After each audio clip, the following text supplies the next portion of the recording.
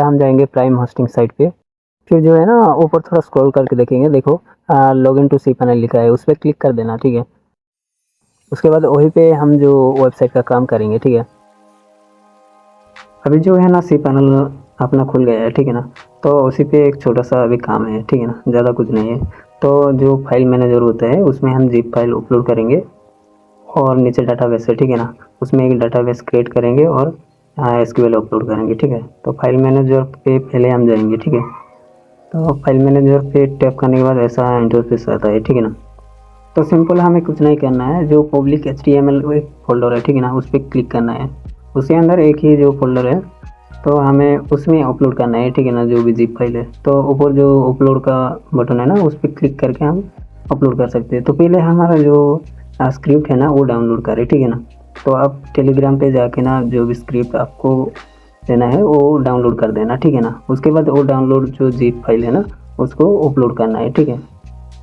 तो डाउनलोड होने के बाद ना cPanel में वही जगह पे जाना, ठीक है ना। तो अपलोड पे क्लिक कर देना पब्लिक HTML के अंदर, और सिलेक्ट फाइल लिखा है उस पर क्लिक कर देना, ठीक है। उसके बाद जो हम डाउनलोड किए, आपने जो भी किए होंगे उसको सिलेक्ट कर देना है, ठीक है ना। तो वो फाइल को सिलेक्ट कर देना, जो भी जिप है उसको सिलेक्ट करके ना ओपन फाइल पे क्लिक कर देना, ठीक है ना। तो फाइल जो है ना वो अपलोड हो रहा है, ठीक है ना। तो उसी टाइम हम दूसरा एक काम करेंगे, ठीक है ना, डाटाबेस क्रिएट करेंगे। फाइल अपलोड होने में कुछ टाइम लगेगा, ठीक है ना। तो हम डाटाबेस क्रिएट करने के लिए सीधा cPanel का जो साइट पे चला जाते हैं, ठीक है ना, टूल्स पे।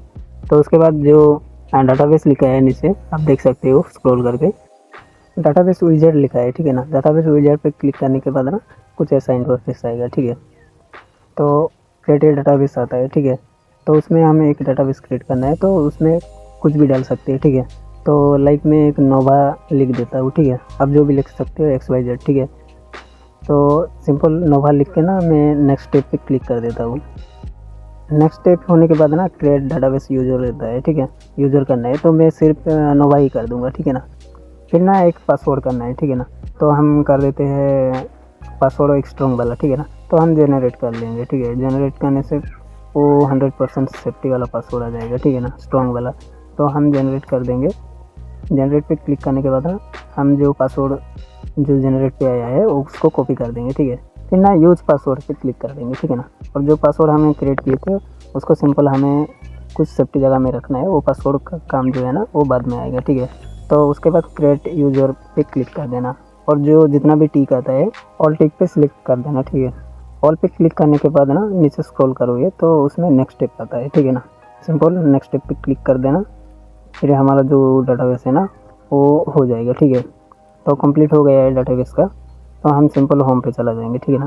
स्क्रीन पे आ जाने के बाद नीचे थोड़ा स्क्रॉल करेंगे, ठीक है। उसमें PHP माई एडमिन लिखा है उस पर टैप कर देना है, ठीक है। PHP माई एडमिन पे जाने के बाद ना देखो हमारा जो डाटाबेस है ना वो आ चुका है, ठीक है ना। वो आने के बाद हमें एक ही चीज़ करना है, उसमें SQL अपलोड करना है। तो सिंपल हम जो फाइल अपलोड किए थे वो सक्सेसफुल अपलोड हो चुका है, गो बैक कर देंगे, ठीक है ना। फिर जो अपलोड जिप को ना हम एक्सट्रैक्ट करेंगे, ठीक है ना। तो वन क्लिक कर देंगे, एक क्लिक में वो सिलेक्ट हो जाएगा, ठीक है ना। फिर जो ऊपर देख सकते हो एक्सट्रैक्ट लिखा है, ठीक है ना, एक्सट्रैक्ट पे हम क्लिक कर देंगे। फिर जो है ना एक्सट्रैक्ट फाइल पे सिलेक्ट कर देंगे, ठीक है। फिर हमारा जो फाइल है ना पूरा खुल गया है, ठीक है ना। तो हमें अभी क्या करना है, फिर ऊपर जो देखो एक सेटिंग का आइकन है उसमें क्लिक कर देना। उसके बाद शो हाइडन फाइल कर देना, ठीक है ना, क्योंकि जितना भी फाइल जो छुपा हुआ रहता है वो शो हाइडन करने के बाद ना पूरा आ जाता है, ठीक है ना। फिर देख सकते हो नीचे SQL फाइल है, ठीक है ना। SQL फाइल को हम एक क्लिक कर देंगे और डाउनलोड पे लाएंगे, ठीक है ना। डाउनलोड कर देते हैं उसको। तो वो डाउनलोड होने के बाद हम सिंपल PHP माई एडमिन पे चला जाएंगे, ठीक है। PHP माई एडमिन पे जाने के बाद हमारा जो डाटाबेस है ना सिलेक्ट करके ऊपर जो एक्सपोर्ट लिखा है ना उस पर क्लिक करेंगे, ठीक है ना। एक्सपोर्ट पे क्लिक करने के बाद जो SQL फाइल है ना हम सिलेक्ट करेंगे, ठीक है। तो जो SQL अभी हम डाउनलोड किए थे उसको सिलेक्ट करेंगे, ठीक है। तो SQL हम सिलेक्ट कर देंगे, ओपन पे क्लिक कर देंगे, ठीक है। फिर SQL आने के बाद ना नीचे देखो एक इंपोर्ट लिखा है, ठीक है ना। इंपोर्ट पे क्लिक कर देना, ठीक है ना, सिंपल। फिर देखो हमारा जो SQL फाइल है ना वो अपलोड हो चुका है, ठीक है। फिर से फाइल मैनेजर के पास जाना, ठीक है ना। उसके बाद जो जिप है ना वो मैं डिलीट कर देता हूँ, उसका कुछ काम नहीं है, ठीक है। तो सीधा apps पे क्लिक कर देना, ठीक है। फिर नीचे देखो एक config.php है, ठीक है ना, उस पर क्लिक कर देना और एडिट पे क्लिक कर देना, ठीक है ना। एडिट मोड पे लाने के बाद फिर ना हमें db यूज़र, db पासवर्ड और db नेम जो है ना डालना है। हम जो डाटाबेस में क्रिएट किए थे ना पासवर्ड, यूज़र, वो सब उसमें डालना है, ठीक है ना। तो पहले जो db यूज़र है ना उसको हम डालेंगे, ठीक है। तो सिंपल हम php माई एडमिन पे जाते हैं और उसके बाद जो नीचे का है ना नोवा लिखा है उसको पूरा लाइन को कॉपी करेंगे, ठीक है ना। फिर हम जाएंगे config php पे और जो सिलेक्ट किया था ना उसका जितना भी लिखा है, ठीक है ना, db यूज़र, उसको पूरा रिप्लेस करेंगे, ठीक है ना। तो जितना भी लिखा है उसको हम रिप्लेस कर देते हैं, पेस्ट करते हैं, ठीक है ना। फिर एक देख सकते हो नीचे एक db नेम लिखा है, ठीक है ना। db नेम पे भी हम सेम डाल देते हैं जो कॉपी किए थे अभी, ठीक है ना। तो यूज़र पे और नेम पे सेम डाल देंगे। उसके बाद जो पासवर्ड है ना, पासवर्ड जो हमने क्रिएट के टाइम पे क्रिएट किए थे उसको हम डाल देंगे इस पर, ठीक है ना। फिर पेस्ट करने के बाद ना सेव चेंजेस पे क्लिक कर देंगे। सेव चेंजेस पे क्लिक करने के बाद ना हम अपना साइट देखेंगे, ठीक है ना। तो गाइस पासवर्ड कहाँ मिलता है वो हम आपको बोल देंगे, ठीक है ना। आप एक मैसेज कर देना हमें, हमारा जो व्हाट्सअप नंबर है नीचे, ठीक है ना, डिस्क्रिप्शन में आप मैसेज कर देना। फिर पासवर्ड आप खुद भी चेंज कर सकते हो, ठीक है ना। तो उसका एडमिन देख सकते हो और साइट जो है ना देखो, साइट कुछ ऐसा है, ठीक है ना। तो देख सकते हो बस कुछ टाइम में एक एसएमएम पैनल क्रिएट हो गया है, ठीक है। तो दूसरा जो लोग है ना वो 3000 से 5000 ऐसे ले लेते हैं एक एसएमएम पैनल क्रिएट करने के लिए। एसएमएम पैनल तो हो गया है लेकिन उसका एपीआई किसे कनेक्ट करते हैं, ठीक है ना। जिसको पता नहीं है वो देख सकती है, ठीक है। तो हम सिंपल एडमिन एरिया में जाएंगे, फिर जो है ना कंट्रोल पैनल पे सिलेक्ट करेंगे और सेटिंग पे जाएंगे, ठीक है। फिर ना प्रोवाइडर पे जाएंगे, ठीक है। प्रोवाइडर पे हम क्लिक कर देते हैं। फिर जो ऊपर देखो आर प्रोवाइडर लिखा है, ठीक है ना, उस पर क्लिक कर देंगे और जो देखो एपीआई यूआरएल देना है, उसके बाद एपीआई की देना है, ठीक है ना। एपीआई की जनरेट करेंगे तो सिंपल हम जाएंगे नोवा smm.site पे, ठीक है ना। तो भाई आप लोग भी नोवा smm.site पे जाना, ठीक है ना। उसमें डिस्काउंट एपीआई के लिए बहुत अच्छा मिल जाता है, ठीक है, और बहुत फास्ट सपोर्ट है। नोवा smm पैनल पे गया, उसके बाद एपीआई पे क्लिक कर देंगे, ठीक है। एपीआई जो यूआरएल होता है उसको कॉपी कर देंगे। यूआरएल कॉपी करने के बाद हम सिंपल अपना एडमिन एरिया में जाएंगे, ठीक है। तो जो यूआरएल सेक्शन है उसमें पेस्ट करेंगे, ठीक है। फिर एपीआई की जनरेट करेंगे। तो नोवा की साइट पे हम फिर से जाएंगे और जो अकाउंट है ना उस पर टैप करेंगे, ठीक है। अकाउंट पे टैप करने के बाद ना नीचे स्क्रॉल करना, ठीक है।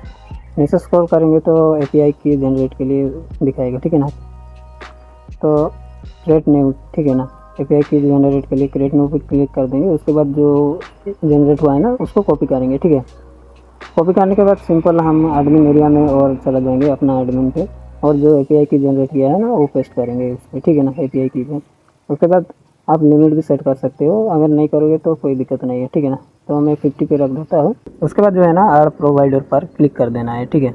आर प्रोवाइडर पे क्लिक करने के बाद वो ऐड हो जाएगा, ठीक है ना, एपीआई।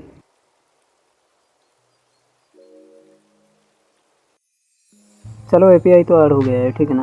तो सर्विस कैसे इंपोर्ट करते हैं वो आपको पता नहीं है तो देखो कैसे करते हैं, सीख लो। सर्विस पे क्लिक कर देना, ठीक है ना। ऊपर जो है ना सर्विस पे क्लिक करने के बाद ना ऐसे इंटरफेस आता है, ठीक है ना। फिर ना इंपोर्ट सर्विस पे क्लिक कर देना, ठीक है ना।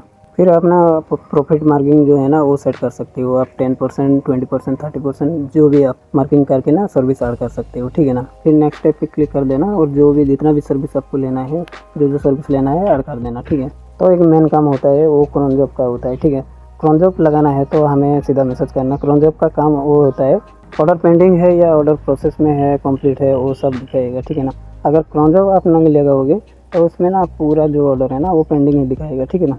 अगर आपको क्रोन जॉब लगाना है तो आप एक काम करना, सीधा हमें मैसेज करना और कौन सा जिप फाइल आपने यूज़ किया है, कौन सा एसएमएम का एसक्यूएल फाइल जिप जो है ना यूज़ किया है ना, उसका एक स्क्रीनशॉट नहीं तो आप टाइप करके हमें मैसेज कर देना। उसके बाद हम क्रोन जॉब दे देंगे, ठीक है ना। फिर आप लगाना। तो फिर देखो जितना भी दिक्कत आता है क्रिएट टाइम में, कुछ भी प्रॉब्लम होता है तो हमें सीधा मैसेज कर दो, हम आपको पूरा रिप्लाई करेंगे और सिखा भी देंगे और, ठीक है।